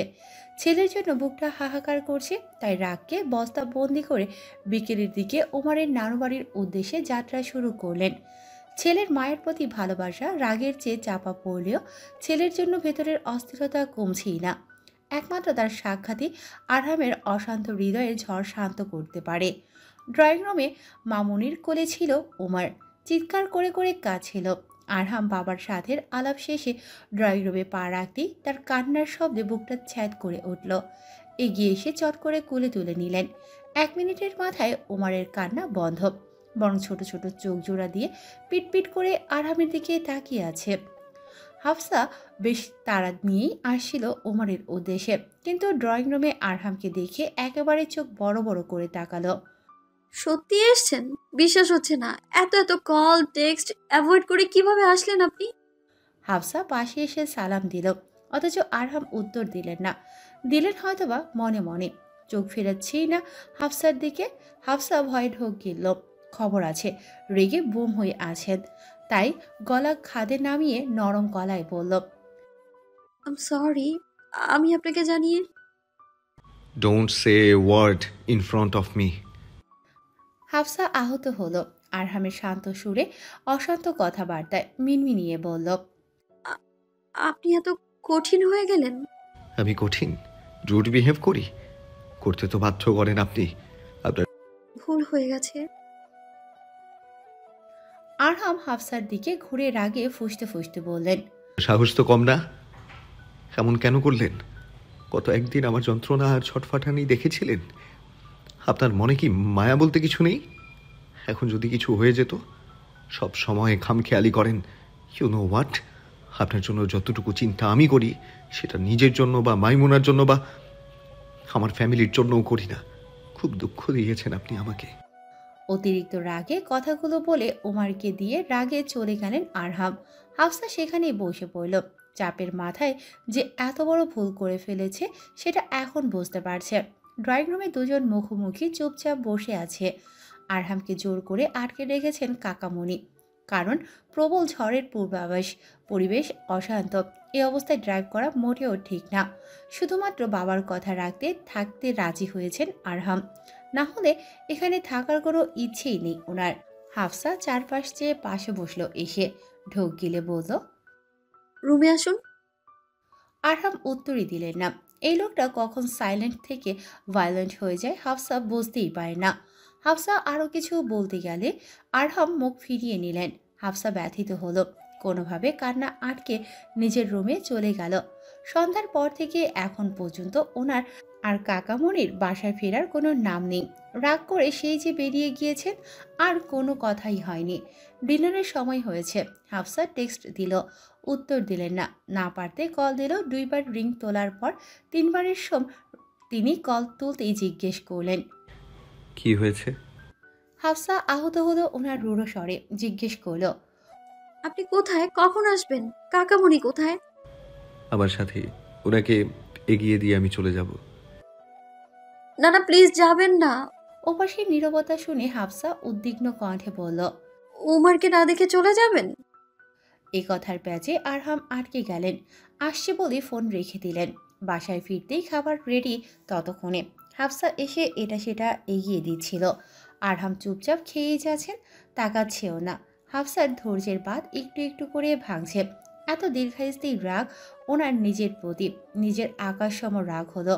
কি মাথায় চড়ে বসেছিল, আর কেনই সে এমন সিদ্ধান্ত নিয়েছিল? সত্যি কি ওর মুড সুইং বেশি বেশি হচ্ছে? নিজের চাওয়াগুলো একটু দমিয়ে রাখা যায় না? রুমে আসার পর উনি হাত ঘড়ি খুলতে নিলে ও এসে ঘড়িটা নিয়ে ড্রেসিংয়ে রাখলো। উনি ভ্রু কুঁচকে তাকালেন। অতপর ব্লেজারটা খুলতেই ও হাত থেকে নিয়ে গুছিয়ে রাখলো। পকেট থেকে ফোন বের করতেই ফোনটাও নিয়ে বিছানার পাশে কাভারে রাখলো।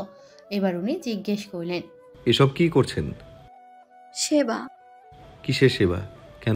আপনার। লাগবে না, সরুন। হাফসা চিন্তিত হয়ে পড়ে। এখন ওনার রাগ ভাঙাবে কি করে? জিজ্ঞেস করে, আপনি থাকবেন তো? জি না। কেন কেন? ভালো লাগছে না। আমায় ক্ষমা করে দিন। আমার ভুল বুঝতে পেরেছি আমি। আর এমন হবে না। আপনার দ্বারা আরও এমন হবে। আবারও ভুল করবেন, তারপর ভুল বুঝিয়ে দিলে তখন এসে সেম কথাগুলো বলবেন। তাহলে আপনি আমার সাথে কথা কেন বলছেন না এখনো? শুধু আমি কিছু জিজ্ঞেস করলেই উত্তর দেবেন, তাই তো? আচ্ছা, উমারের কাছে আর আসতে দেব না। যাবেন না বাড়িতে? যান, আমি আর আমার বাবাটা একা থাকবো। হাফসা চলে গেল। আরহাম বোকার মতো তাকিয়ে রইলেন।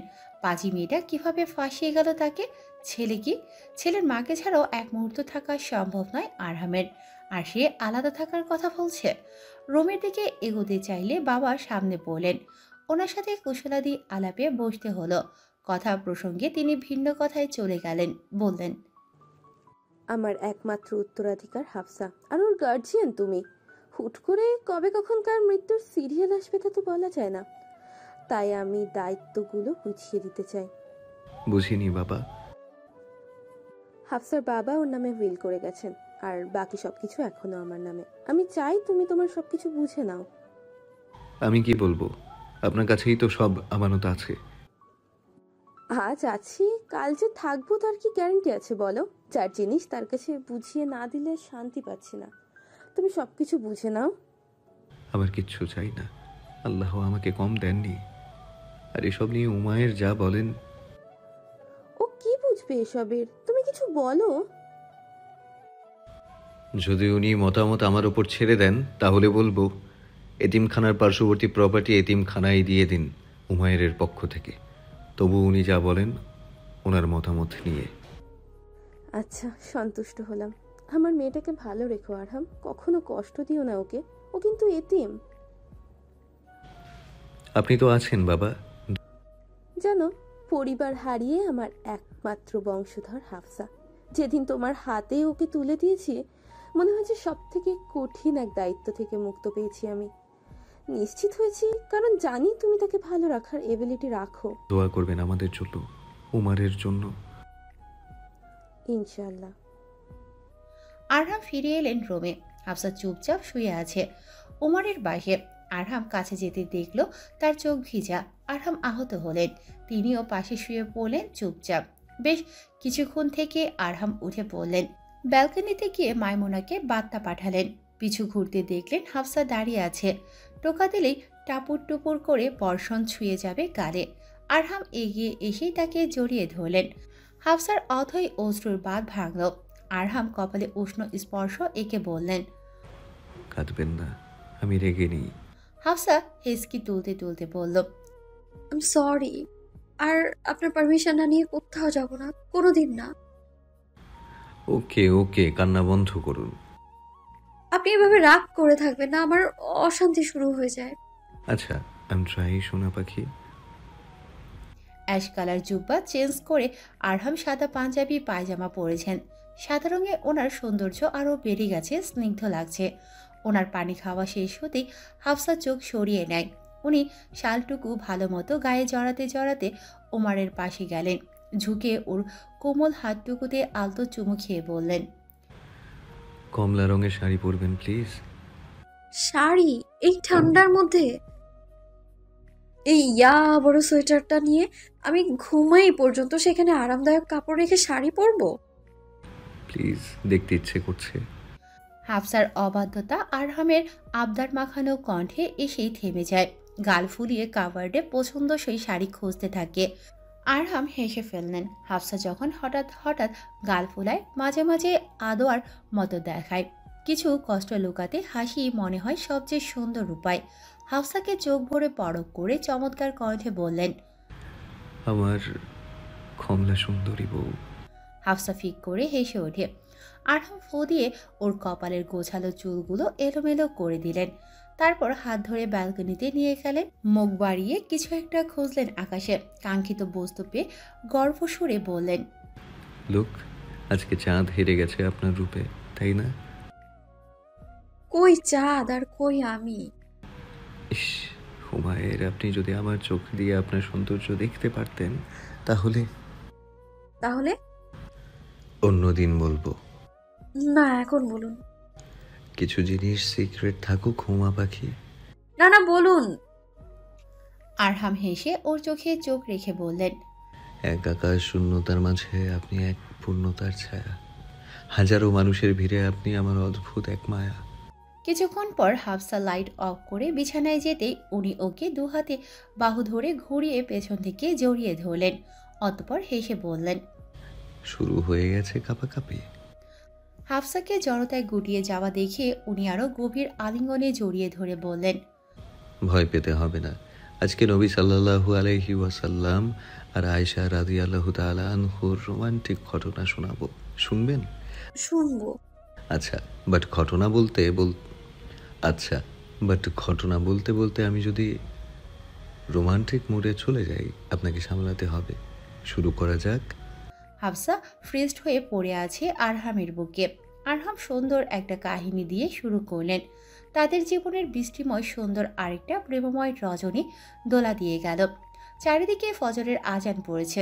হাফসা ব্ল্যাঙ্কেট সরিয়ে ওনার শক্ত বাহুডোর থেকে নিজেকে সরিয়ে দ্রুত উঠে গেল। আরহাম এখনো গভীর ঘুমে। হাফসা এই সুযোগে সাহস করে ওনার কপালে ছোট্ট একটা ভালোবাসা দিয়েই দিল। তারপর জমে আসা লজ্জাটুকু হজম করে স্বাভাবিক হলো। বেশ কয়েকবার ডাকার পরও ওনার কোনো হেলদোল নেই। হাফসা দেখল ফজরের টাইম পই পই করে চলে যাচ্ছে। ওনার গালে চাপড় দিয়ে বলে, শুনছেন? উঠেন না, ডাকছি আমি। উনি গালে হাফসার হাত চেপে ধরে রইলেন। উঠুন, ফ্রেশ হয়ে নামাজ পড়বেন, লেট হয়ে যাচ্ছে। আরহাম ভ্রু কুঁচকে তাকিয়ে বললেন, হোয়াট ডু ইউ মিন? শেষ। হাফসার এতক্ষণের লুকায়িত লজ্জায় এক বালতি পানি ঢালতে ওনার একটা নিখুঁত দৃষ্টি যথেষ্ট। আরহাম হেসে ফেললেন। অলসতা ছেড়ে উঠতে উঠতে কি যেন বিড়বিড় করলেন, শোনা গেল না। দুজনে একসাথে সুন্দর মতো নামাজ আদায় করে কোরআন তেলাওয়াত শেষে মোনাজাতে একসাথে হাত তুলল। শুকরিয়া আদায়ে এবারও কার্পণ্য করলেন না তারা। হাফসা জায়নামাজ রেখে ড্রেসিংয়ে লোশন দিচ্ছে হাতে। চোখ গেল ড্রেসিংয়ের কোনায় কালো রঙের একটা চিরকুটে, সম্ভবত জুব্বা থেকে পড়েছে। সন্দেহবশত সেটা খুলে হাফসা চমকালো, হেসে ফেলল। এখনও একটা ভাজি চিরকুটটায় আরহাম এত যত্ন করে রেখে দিয়েছে প্রপোজালটা। এসব ভাবনার মধ্যেই আরহাম আচমকা পেছন থেকে জড়িয়ে ধরে ওর কাঁধে থুতনি ঠেকালেন। এই কয়েকটা শব্দ আমার হৃদয়ে তোলপাড় তুলে দিয়েছিল। এখানের ওই এতটুকু ছোট্ট মেয়েটা বাবুর মা হয়ে গেছে। আমার মন খারাপের ভারী বোঝা ভাগ করার দায়িত্ব নিয়েছে। আমার আনন্দগুলো ভাগাভাগি করতে শিখে গেছে। আমার দুঃসময়ে ছায়ার মতো পাশে থেকেছে। তাকে আমার শেষ নিঃশ্বাস পর্যন্ত চাই। সম্ভব তো হুমা পাখি? ইনশাআল্লাহ। ওমরকে কোলে নিয়ে বারান্দায় বসে আছেন আরহাম। রোদের ঝলকে ওমরের তুলতুলে ত্বক চকমক করছে। হাফসা এসে তাকে আরেকটা তোয়ালে জড়িয়ে দিয়ে চোখে মুখে চুমু খেয়ে যাওয়ার সময় আরহাম গাল এগিয়ে দিলেন। আরহামের দিকে সরু চোখে চেয়ে ঠোঁট বাঁকিয়ে চলে গেল সে। আরহাম মুচকি হেসে ওমরের দিকে দৃষ্টি স্থির করতেই কিছু অতীত খেলে গেল মাথায়। ওমরের ছোট ছোট চোখে চোখ রেখে বললেন, তোমার নাম করে তোমার আম্মু কত অবাধ্য আবদার আমার কাছ থেকে আদায় করে নিয়েছিলেন বাবা। এসবের হিসেব কিন্তু বাকি। একটু বড় হও, আমি আর তুমি গুনে গুনে উসুল করে নিব। ফ্ল্যাশব্যাক।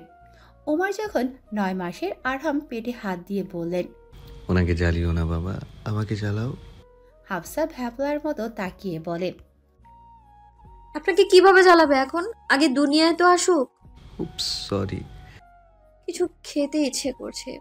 আরহাম মনে মনে ভাবলেন, নিশ্চয়ই অবাধ্য কিছু। কি? তবে উত্তর দিলেন, কি? বুঝতে পারছি না। বুঝুন আগে। একটু সময় চিন্তা করে উচ্ছ্বসিত হয়ে বলে ওঠে, রসমালাই। আর এটা ছাড়া অন্য কিছু? কিছু না, রসমালাই খাবো আমি। ঠান্ডা খাওয়া যাবে না। বিশ্বাস করুন, বাবাটার মনে হয় এমন কিছু খেতে ইচ্ছে করছে। আমি তো বুঝতে পারছি। শত বিরোধিতা করেও ওর মত বদলাতে না পেরে বাধ্য হয়ে রাত 12টার বাইরেই থেকে এনে রসমালাই খাওয়ালেন। দ্বিতীয় চামচ খেতে না খেতে আরহামকে ভাসিয়ে দেয়। নাকে মুখে বিষম উঠে যায়। আরহাম কোনো মতে পানি এগিয়ে দিলে হাফসা স্বাভাবিক হয়ে ভয়ার্ত চোখে তাকিয়ে বলল, সরি। আরহাম শার্ট খুলতে খুলতে বললেন, অস্বস্তি লাগছে? না, কিন্তু আপনাকে তো ভরিয়ে ফেললাম। ইটস ওকে, ঘুমান, আসছি। মিনিট 10 পর আরহাম শাওয়ার নিয়ে ঠান্ডায় কাঁপতে কাঁপতে বের হলেন। হাফসার এ পর্যায়ে আরও বেশি খারাপ লাগলো। নিজের জেদের কারণে মানুষটাকে এত হিম ঠান্ডার মধ্যে শাওয়ার নিতে হলো, অথচ কোনো অভিযোগ তো দূরের কথা, বিরক্তিতে টু শব্দটি পর্যন্ত করলেন না। আরহাম বিছানায় আসতে ও মুখ কাচুমাচু করে বলল, খারাপ লাগছে। আরহাম ব্যস্ত হয়ে জিজ্ঞেস করলেন, কেন কেন? শরীর অসুস্থ লাগছে? অস্বস্তি হচ্ছে? বলুন আমাকে। বলছি, আপনাকে এত ঠান্ডায় গোসল করালাম, সেই জন্য খারাপ লাগছে। আরহাম একটা স্বস্তির শ্বাস ফেলে বললেন, ও মাই আল্লাহ, এভাবে বলবেন না উমায়ের, ভয় পেয়ে যাই। হাফসা হেসে বলে, আপনার থেকে আমার সাহস বেশি, তাই না? জি। জানি। এখন ঘুমান, রাত অনেক হয়েছে। ঘুম আসছে না। আসতে হবে। কিভাবে ঘুমালে কমফোর্টেবলি ঘুমাতে পারবেন? এমনি পারবো। শিওর তো? হুম, 100%? আশা করি পারবো। আপনি ঘুমান। খারাপ লাগলে বলবেন কিন্তু, আমি জেগে থাকবো। বর্তমান গাড়ির হর্নে চোখ গেল গেটের দিকে। তাকে কেমন পরিচিত লাগলো আরহামের। সে এদিকেই এগিয়ে এসে আরহামের সাথে মুসাফাহা করলেন। আরহাম রাতকে বসার অনুরোধ জানালেন। রাত কিছুক্ষণ নিষ্পলক চেয়ে রইল ওমারের দিকে। আরহাম তার উদ্দেশ্যে বললেন, কেমন আছেন? রাদের ধ্যান ভাঙল, উত্তর দিল, ভালোই আলহামদুলিল্লাহ। আরও কিছু আলাপের মধ্যে আরহাম বেশ ইতস্তত ভাব নিয়ে জিজ্ঞেস করলেন, দিন পূর্ণ করেছে? রাত মলিন হাসল, অনুরোধের সুরে বলল, বাবুটাকে একবার কোলে নিতে দিবেন প্লিজ। একবার নিয়েই দিয়ে দিব প্লিজ, একবার। আরহাম হাসলেন, নম্রতার সুরে বললেন, অবশ্যই। ওমারকে কোলে নিয়ে তার হাতটা কেমন যেন কাঁপতে থাকলো। অজস্র চুমু এঁকে দিল চোখে মুখে। আরহাম চোখ সরিয়ে নিলেন। দৃষ্টিকটু হলেও এমন দৃশ্য ওনার ভালো লাগছে না।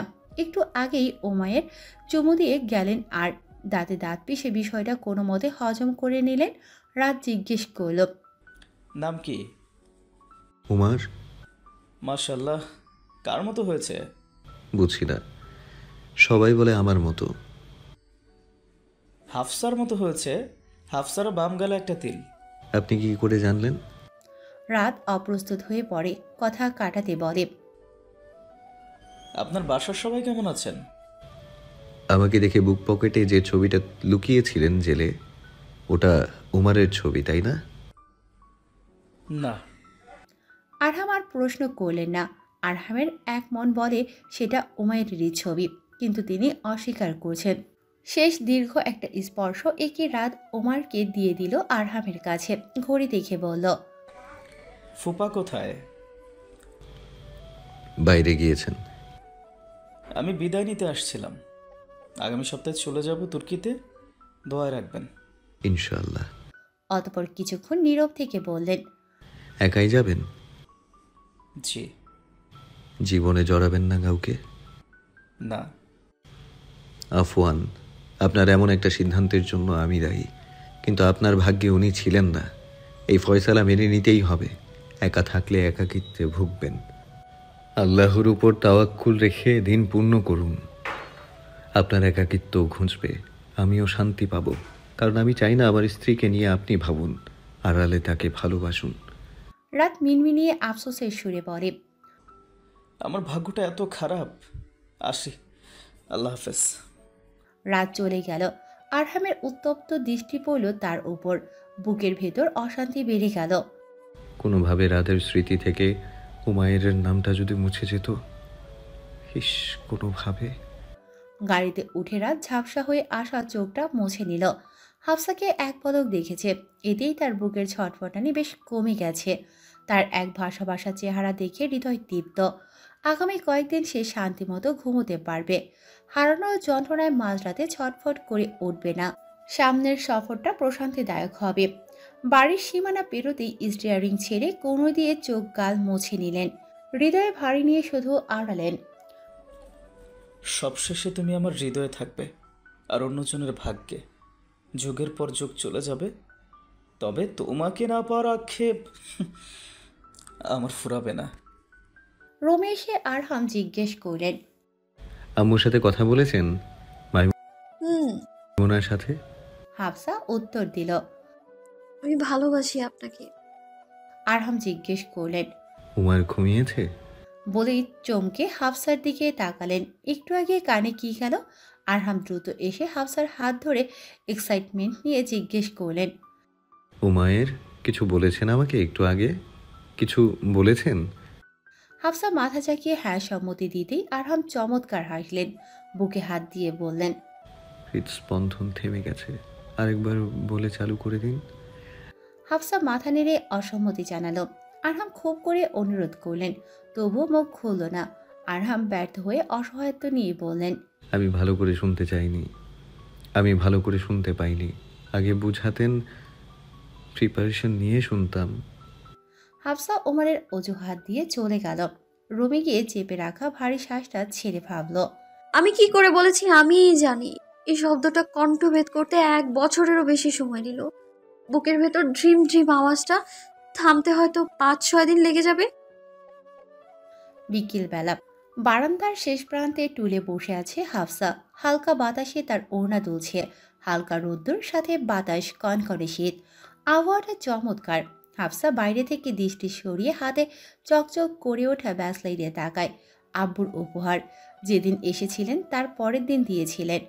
আর মনে এইসব ভাবতে ভাবতেই আরহামের কথা মনে পড়ে। মানুষটা অসম্ভব রকমের অমায়িক। উনি দুরকম, বাইরে একরকম আর ভেতরে একরকম। বাইরের দিক থেকে খুব গম্ভীর, স্বল্পভাষী, চুপচাপ, আর ভিতরে খুবই শান্ত, হাসি খুশি, রোমান্টিক। এরকমই তো হওয়া উচিত। স্ত্রীর কাছে থাকতে হয় খোলা বইয়ের মতো, সুখ দুঃখ ভালোবাসা শেয়ার করার একান্ত সঙ্গী যিনি। প্রিয় বরের প্রতি শুকরিয়ার শেষে নেই হাফসার। এত এত উপহার নিয়ামত তিনি দিয়েছেন, এতটুকুর জন্য হলেও সারা জীবন শুকরিয়া আদায় করে শেষ করতে পারবে না। ছেলেটাকে অসম্ভব মিস করা হয়। হুটহাট এসে কেউ আর মন খারাপ ভালো করে দেয় না। বাবুই এর গল্প করে না, লুকিয়ে আনহাইজিনিক খাবার দাবার পাচার করে না।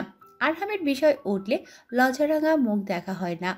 আদওয়ার চলে যাওয়া হাফসাকে আঘাত দিয়েছে ভীষণ। ইদানিং আরহামও কেমন বদলে গেছেন। আগের মতো এত জোরদারি করেন না। মাঝে মাঝে ফুচকা আইসক্রিম নিজেই নিয়ে আসেন। কোনো কিছুর জন্য বায়না ধরলে ওনার চেহারা বদলে যায়। হয়তো আদোয়ার কথা মনে পড়ে খুব। আরহাম অসম্ভব ভালোবেসে ফেলেছিলেন আদোয়াকে। গভীর রাতে একাকী ওনার নীরবতা আর ছটফটানি সেটা বুঝিয়ে দেয়। মাইমুনা একটু অসুস্থ, তাই হুট করে চলে গিয়েছেন ঘণ্টাখানেক আগেই।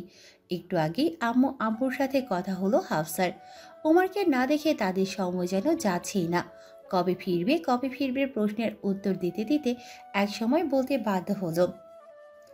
আরহাম কলিং বেল চাপতে যাবেন, তখনই আদওয়ার আম্মুর কল আসে। সালাম বিনিময় হতেই জিজ্ঞেস করলেন, তুমি কখন আসবে আরহাম? কালই ফিরবো আম্মু, ইনশাল্লাহ। আজকে তো আসতে পারবো না মা, ইনশাল্লাহ কাল এসে নিয়ে আসবো তাকে। পাশ থেকে সাইহান ফোন কানে নিয়ে সালাম দিয়ে বলল, কোথায় তুমি?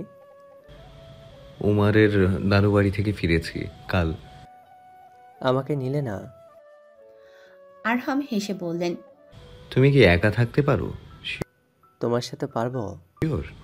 হুম। আচ্ছা, পরের বার তোমাকে নিয়ে যাব ইনশাল্লাহ। কখন? শীঘ্রই ইনশাল্লাহ। খাওয়া দাওয়া ঠিক মতো করেছো? হোমওয়ার্ক কমপ্লিট করেছো? মাশাআল্লাহ, গুড বয়। মায়ের কাছে দাও। সাইহান মাকে ফোন দিলে আরহাম জিজ্ঞেস করলেন, বাবা কি ডক্টরের কাছে গিয়েছিলেন? হ্যাঁ গিয়েছিলেন, ওষুধ দিয়েছে। আচ্ছা, ওষুধ ঠিকঠাক খাওয়ান, আমি এসে আবার নিয়ে যাব ডক্টরের কাছে। আচ্ছা। উনি আসলে কাইন্ডলি একটু কল দিতে বলবেন। আলহামদুলিল্লাহ ভালো, ইনশাআল্লাহ দোয়া করবেন। ফোন রেখে বেল চাপতেই আম্মু দরজা খুললেন। আরহামের হৃদয়টা ধক করে উঠল কেন জানি। ঢুকতেই আম্মু বললেন, উমারকে কাল নিয়ে আসবে। কালই? হ্যাঁ, কয়েকটা দিন পর আয়রা আসবে, তখন গিয়ে থাকবে নে। হাফসা, আমার সময় কাটছে না। আরহাম মুচকি হাসলেন। উত্তর না দিয়ে মাইমুনার রুমের দিকে এগোলেন। কম্বল গায়ে জড়িয়ে গুটিসুটি মেরে শুয়ে আছে। আরহাম পাশে গিয়েই মাথার টেম্পারেচার চেক করলেন। অতঃপর ঠান্ডা হাতটা গালে স্পর্শ করতে মাইমুনা ঘুমের মধ্যে হালকা কেঁপে ওঠে। আরহাম হাত সরিয়ে কাঁথা টেনে দিলেন গায়ে। সম্পর্কের সৃষ্টি হওয়া দূরত্ব আরহামকে খুব পোড়ায়, তবুও নীরবে ভালোবেসে যান। ঘুম জড়ানো দু চোখ মিলে এই যে আমি রোজ বেলাতে তোমায় এসে দেখি, তোমায় ভালোবাসি বলেই তো নাকি রংধনুটা পেরে এনে বুকের সাদা কাশবনে তোমার ছবি আঁকি, তোমায় ভালোবাসি বলেই তো নাকি। বিরামহীন দৃষ্টি সরিয়ে নিলেন আরহাম। রুম থেকে বেরিয়ে মায়ের উদ্দেশ্যে জিজ্ঞেস করলেন, মাইমুনা ডিনার করেছেন? ওষুধ খেয়েছেন? কিভাবে ঠান্ডা লাগলো? জানি না, ওষুধ খেয়েছে। তুমি আসতে গেলে কেন এত দূর জার্নি করে? আব্বু কোথায়? ঘুমিয়ে পড়েছেন আজ সকাল সকাল। ওহ, খিদে লেগেছে খুব, আজকে আপনি আর আমি একসাথে ডিনার করি আম্মু। ইনশাল্লাহ। আম্মু মুচকি হেসে কিচেন দিকে চলে গেলেন। আম্মু জানেন মাইমুনার একটু অসুস্থতায় সে এত দূরের পথ পাড়ি দিয়ে এসেছেই। প্রিয়জনদের প্রতি আরহাম খুব দুর্বল। যেমন বাহ্যিকভাবে মাইমুনার সাথে দূরত্ব রাখলেও আড়ালে তাকে ভালোবাসার কমতি নেই, তেমন হাফসার ক্ষেত্রেও। ওমরের জন্মের পরেই হাফসার শারীরিক কন্ডিশন ভালো ছিল না, গোটা একদিন সেন্সলেস ছিল। কিন্তু আরহাম এসব জানেন না, জানবেনও না কোনোদিন হয়তো, কারণ ওনাকে জানানো হয়নি। কত শত অশ্রু গড়িয়েছে মোনাজাতে। রবের অপরিসীম দয়া আর মত্তবতে আজকে সম্পূর্ণ একটা পরিবার তাদের। আরহাম রুমে গিয়ে ফ্রেশ হয়ে আসতে আসতে দেখলেন আম্মু ইতিমধ্যে খাবার সাজিয়ে ফেলেছেন। আরহাম গিয়ে আম্মুর কপালে চুমু দিয়ে পাশের চেয়ারে বসে পড়লেন। আম্মু প্রথম লোকমা আরহামের দিকে এগিয়ে দিতেই আরহাম হেসে ফেললেন। মাকে রিপিট করতে করতে বললেন, আম্মু আপনিও চলুন না আমাদের সাথে, আমি ব্যবস্থা করি। ফার্স্ট টাইম হাফসার, তোমরা একাই যাও, আগামী রোজায় যাব ইনশাল্লাহ। ইনশাল্লাহ। ডিনার শেষে মাইমুনার রুমে আসলেন আরহাম। হাফসার সাথে স্বল্প কথোপকথন শেষে মাইমুনার পাশে এসে দাঁড়ালেন। বিশেষ কোনো কারণ ছাড়াই মনটা খারাপ লাগছে। একের পর এক ভারী দীর্ঘশ্বাস বুক চিরে বেরিয়ে আসে, যেন কিছু একটার খুব অভাব, যেটা প্রশান্তিকে অশান্তিতে পরিণত করেছে। ওমরকেও তো দেখলেন, হাফসার সাথেও খোশালাপ হলো, মাইমুনা তো পাশেই। তাহলে কিসের ঘাটতি? মাথায় সূক্ষ্ম এক যন্ত্রণা আস্তে আস্তে জায়গা করে নিচ্ছে। ভাবনা ছেড়ে ক্লান্ত শরীর নিয়ে মাইমুনার পাশে শুয়ে পড়লেন। জড়তা ভেঙে তাকে একটু কাছে টেনে নিলেন। কপালে গালে উষ্ণ স্পর্শ মেখে নিশ্চিন্তে চোখ বুঝতে গিয়েও আরহামের বুক ফেটে অসুস্থ রকমের এক যন্ত্রণা অনুভব হলো। ঠেলে ঠেলে সেই যন্ত্রণা চেপে রেখে আবারও ঘুমানোর চেষ্টা করলেন। ঘড়ির কাঁটা তার বেগেই এগিয়ে চলেছে, রাত তার গতিতে দুর্গম এগিয়ে চলেছে, তবু আরহামের অস্থিরতা কমছে না। সব সময়ের সাথে যেন পাল্লা দিয়ে বাড়ছে। এমন যন্ত্রণার উপশম কি? এপাশ ওপাশ ছটফট করতে করতে নির্ঘুম রাত কাটিয়েছিল আরহামের, তাই ছাদে এসেছেন। ধীরে ধীরে রাত গভীর হচ্ছে। আরহামের ব্যথিত হৃদয় সমুদ্রের উত্তাল গর্জন শেষে কিঞ্চিত শান্ত। এ ব্যথা যন্ত্রণার কারণ শ্যামা পাখিটা। অভাবটা হচ্ছে তার ভালোবাসার। হৃদয়ের নির্জীবতা বাসা বাঁধার কারণ। আর যে তার চঞ্চলতা ছটফটানি আরহামকে মাতিয়ে রাখে না, শান্তি দেয় না। আর কেউ দরজায় দাঁড়িয়ে থাকে না বেরোনোর সময়, এটা ওটা খাবে বলে বায়না ধরে না। কলিং বেল বাজাতে ছুটে আসে না শ্যামা পাখিটা। আরহামের বুকে ঘুমাবে বলে জেদ ধরে না। কেউ আর সারাক্ষণ চঞ্চলতায় মাতিয়ে রাখে না বাড়িটা। রোজ বিকেলে ফাইয়াজের সাথে বল নিয়ে কেউ ঝগড়াও করে না। আরহাম প্রায় সময় বিকেলে বাগানে এসে বসে থাকেন। আরহামের চোখের সামনে ভেসে ওঠে, এই তো সেদিন পর্যন্ত ওনার শ্যামা পাখির পাগলামিতে অতিষ্ঠ ছিলেন তিনি। শ্যামা পাখিটা আর আরহামের একটু অসুবিধায় ব্যস্ত হয় না। তার আবদার না শোনায় গাল ফুলিয়ে থাকে না, আর একটু একটু ভালোবাসায় তার লজ্জার রক্তিম চেহারা আর দেখা হয় না। কেউ আর সারাদিন অপেক্ষা করে না আরহামের একটু সঙ্গ পাওয়ার। শ্যামা পাখিটা যেন আরহামের জীবন থেকে নিজের সব অস্তিত্ব মুছে নিয়েছে। আরহামের একলা সময় পড়ে থাকে। শ্যামা পাখি তো নেই যে ছুটে গিয়ে তার রাগ ভাঙাবেন। আরহামের কোলে মাথা রেখে গল্প শোনার বায়নাও ধরে না। রাতভর তারা গুনারও বায়না নেই। আরহামের ভেতরটা ছিঁড়ে ফেলে যায় আদোয়ার কথা ভাবতে। তার শ্যামা পাখিটা আর নেই। ভাবলেই বুকটা হাহাকার করে ওঠে তার। হাতুড়ি পেটানোর মতো ভারী শব্দ হয় বুকের ভেতর। শ্যামা পাখির কথা মনে হলে শক্ত মনটা মুহূর্তেই গলিয়ে যায় আরহামের। আদোয়ার শেষ রাত, সে বায়না ধরে বলেছিল, আপনাকে নিয়ে আরেকবার তারা গুনতে চাই, খোলা আকাশের নিচে চাঁদ দেখতে চাই, রাতের পৃথিবীটা আরেকবার দেখতে চাই। আদোয়ার শেষবারের মতো যখন তার গুনার ইচ্ছে পোষণ করেছিল, তখনও আরহাম জানতেই না যে তার এই চাওয়াটা খুব দূরে। আদোয়ার আকুল কণ্ঠের কথাগুলো আরহামের ঠিক বুকের মাঝে গিয়ে ঠেকল। প্রিয়তমার মুখে মৃত্যু নামক শব্দটি শুনে হৃদয় কেঁপে উঠেছিল ওনার। সেই মুহূর্তেই আদোয়াকে বেশ কয়েকটা ধমকও দিলেন। কেন সে শেষবার শব্দটা বারবার ব্যবহার করেছে, কিন্তু পরক্ষণেই তাকে বুকে জড়িয়ে বললেন, একবার কেন, 1000 বার তারা গুনবো আমরা। কিন্তু আরেকটা রাত আর শ্যামা পাখির জীবনে আসলো না। আদোয়ার কথা মনে হলে আরহাম নিজেকে থামাতে পারে না। প্রতিশ্রুতি ভেঙে শতফোঁটা অশ্রু ঝরে পড়ে। ভেতরটা অস্থির হয়ে যায় আদোয়াকে একটাবার দেখতে, কিন্তু সেটা তো আর সম্ভব নয়। আজও বন্দি আপনি মনোমাঝারে, তারাগুলো আজও জলে ওই আধারে। না থেকেও আপনি সর্বদা আমার সঙ্গী জান্নাতের পথে। ভালো থাকুন প্রিয়তমা অর্ধাঙ্গিনী। গাল বেয়ে পড়া অশ্রুর চিহ্ন মুছে হাফসার ফোনে কল দিলেন। যদিও এত রাতে তিনি নিশ্চয়ই ঘুমিয়ে কাত। দুবার রিং হতেই ঘুমো ঘুমো কণ্ঠে সালাম ভেসে আসলো। আরহাম জবাব দিয়ে জিজ্ঞেস করলেন, রাগ লাগছে তাই না এত রাতে কল দেয়ায়? আপনার উপর রাগ করা যায় না। তাই? জি, আপনি ঘুমাননি? কেন জানি ঘুম আসছে না, বাবাটা পাশে নেই, খালি খালি লাগছে। হাফসা হেসে ফেলল, বলল, একদিনই তো, ঘুমিয়ে পড়ুন। ঘুম না হলে আপনার মাথা পেইন করবে। আপনাকে দেখব, উমারকে দেখব, ভিডিও কল দিচ্ছি। এলোমেলো ওনা গুছিয়ে নিতে না নিতেই আরহামের কল এসে ঢুকলো। রিসিভ করতেই তিনি ফ্লাইং কিস ছুড়ে দিলেন। হাফসা সেটা সন্তর্পণে ধরে এনে হাফ করে মুখে পুরে ঢুক গেল। আরহাম মুখে হাত চেপে হাসতে লাগলেন। ওমারকে দেখাতেই ওনার চোখের ছটফটানি দেখলো হাফসা। এতটুকু একটা প্রাণের এত মায়া। হাফসার দিকে ক্যামেরা শো করতেই বললেন। হাফসা কিছুক্ষণ ভ্রু কুঁচকে তাকিয়ে জিজ্ঞেস করলেন, আপনি কেঁদেছেন? আরহাম অপ্রস্তুত হলেন না, মুখে হাসি টেনে বললেন, আমার কি দুঃখ আছে যে আমি কাঁদবো? এমনই লাগছে। আপনার রুমের কাবার্ডের পাশে যান একটু, কেন? কষ্ট করে উঠে যান না একটু। হাফসা পাশে গেলে উনি বললেন, ফার্স্ট তাকের ড্রয়ারে একটা এনভেলপ আছে, সেটা খুলুন। হাফসার সাহস হলো না। মস্তিষ্কে ডিভোর্স শব্দটা ঘুরপাক খেলে যেতেই দু কদম পিছিয়ে গেল। আরহাম বোধহয় ওর ভয়ার্ত অবস্থা বুঝলেন, আশ্বস্ত করে বললেন, অশুভ কিছু নয় হুমা পাখি, ভয় পাবেন না। পাচ্ছি, আগে বলুন এতে কি আছে? আমি বলেছিলাম না যেদিন আমাদের বাবাটা আসবে আপনাকে আর তাকে একটা গিফট দেব, এটাই। এবার খুলুন। হাফসা খুলেই বলল, চেকের পেপার? টাকা দিয়ে আমি কি করব? আরে পাগলি, ঘুম ছেড়ে ভালো করে দেখুন। মন দিয়ে পেপারটায় চোখ বুলিয়ে নিতেই হাফসার মুখে হাত চলে যায়।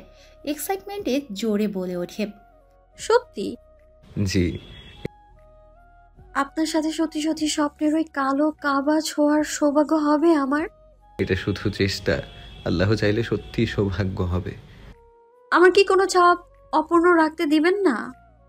No, now I deserve a lovely hug, a sweet kiss and again want to listen your 3 magical word.